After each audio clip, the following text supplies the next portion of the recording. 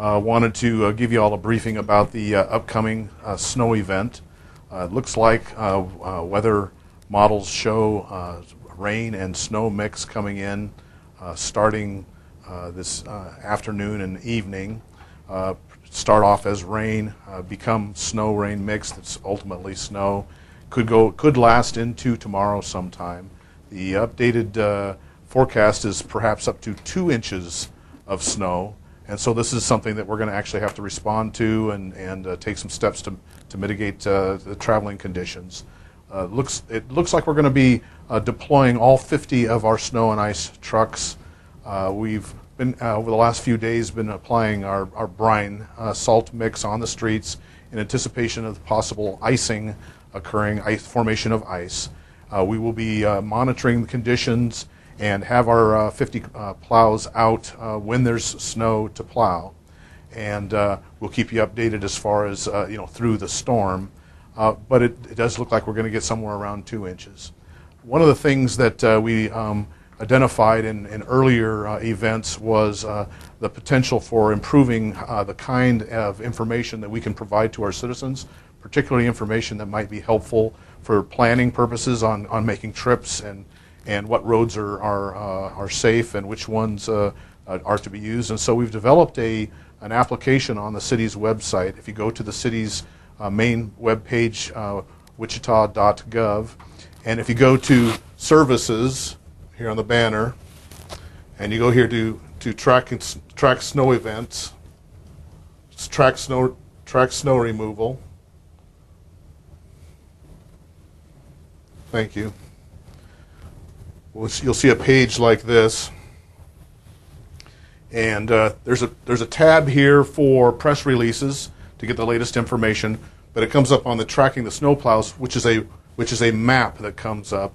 It's the kind of map interface that people are used to seeing and operating, Google Map. And on this map, it shows our 50 snowplows, trucks, where they are and what the status is, and a trail of where they've been. And the idea being that if you bring up this web page, you can see in your neighborhood or a road that you're planning on traveling, have there been snowplows on that road, and you can change it from a 15-minute time period to an hour to a full day, and you can see the trail on when those trucks have been there. Also, it gives you color coding that shows you the status of that particular truck. Red or yellow means that it's parked someplace with the ignition off, either more than an hour or less than an hour. And green shows you that it is actually traveling on the roads. And if you touch a particular truck, you'll see the speed that the truck has been traveling, what the maximum speed over the period of time you're looking at, and ignition on.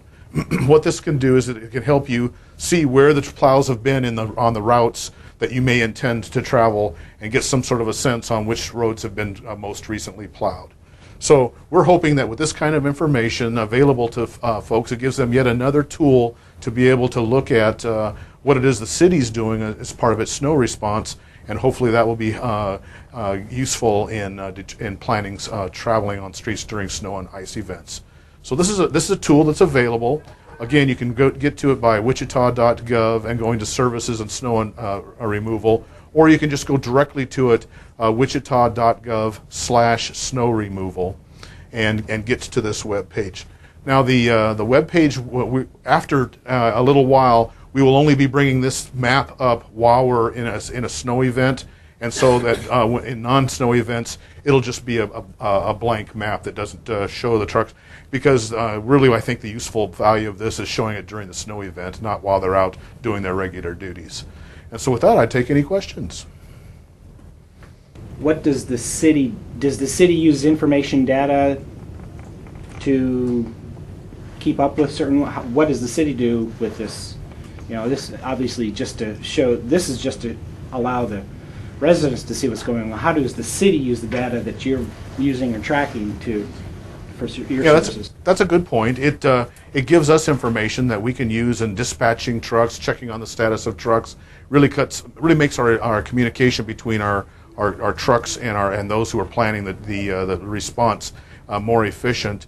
So it is used internally. It uses GPS technology. Each truck has a GPS unit on the truck, so it shows it real time. So you don't have to just wait for a report that comes in. You're actually looking at it real time. And we figured that with this tool that we can use to help ourselves in our planning efforts, if we could share that information with the public, that there would be some value there. You can either go to the web page. It's available, like a web page, or the city's web page is, and it's also available on mobile devices, phones, tablets, and that sort of thing. And just to remind everybody out there, obviously we have 50 trucks out there, but it still takes a period of time to get around the city during events like that. We focus on main arterials initially, but can you just talk about that plan? Because it takes about 24 hours, so that's good for folks to know. Yeah, that's a good point. Our snow response, while there's snow coming down and we're plowing, plowing really slows us down, and it takes us about 24 hours to cover the 5,000 miles of priority routes. And so it takes us until the next day about the same time to get back to the end of the. And so while snow is falling, it could be that citizens will see snow on the road even after we've been there. It just takes us a day to get all the way through our routes. When we're applying salt and sand, we get through it much quicker, something more like 8 to 10 hours through our priority routes. As far as the salt supplies go, we're at about 100% maximum supply. We doubled our supply this year. We used to keep about 8,000 tons of supply. We added some extra just salt that we can mix, and now we've bumped that up to the potential to have 16,000 tons of salt mix available. And that's about half of what you see in a whole long period bad winter. You go up to about 32,000 tons in a whole season. So we resupply, but we've got a stock that we can rely on while we're waiting for resupply. We used some already in the last few events we've had, and we're already about 100% to our maximum supply levels at this point. Can you also talk about this event in particular, because it's going to be one of those where it's going to be a mix. We've got temperatures sort of hanging around that freezing, not freezing mark, which adds to more complication, I'm guessing, for you guys, because it could be ice or it could be snow, and both are handled differently. Yeah, if it were just snow, we'd go out and plow it. That's a fairly simple, straightforward response. When you've got transition from rain to snow or sleet, there's a potential for that to come in the form of ice, particularly as you've got the temperatures of the street surface low, and we're going to be hovering down at and below freezing during the evening, overnight, and during the day it's going to get a little bit warmer. We think with the latest forecast that this will be a short-lived event. So after sometime Thursday, things get warm enough and the street surfaces stay warm enough during the day that pretty much it'll be taken care of. Can you again tell us why you guys did all the salt brine a few days ahead of time? You guys did plan ahead of time, right? Yeah, we saw that the weather forecast said that there's the potential for ice, and so what we wanted to do was to put down our brine on the street so that we didn't wait for the ice to start forming, that we've already got it down on the street. So if we should find ourselves in a freezing rain sort of a situation, the streets have been treated and it should make them more passable.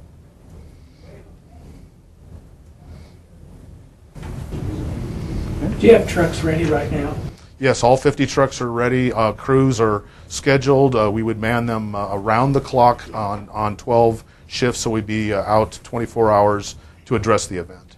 When will you make the call? Does it have to be 2 inches of snow? Is that the cutoff? Or? Well, it really depends on what we think. We're going to watch the weather forecast. We're going to look at things like temperature, the rate that the snow is coming down, revised forecasts on the amount. There is no real set number on when we plow. We could plow when it's less than 2 inches. It really depends on a combination of factors on the weather forecast, and we monitor it during the event. We have someone on 24 hours monitoring the weather and going out and observing what we're seeing on the ground to make those sorts of calls.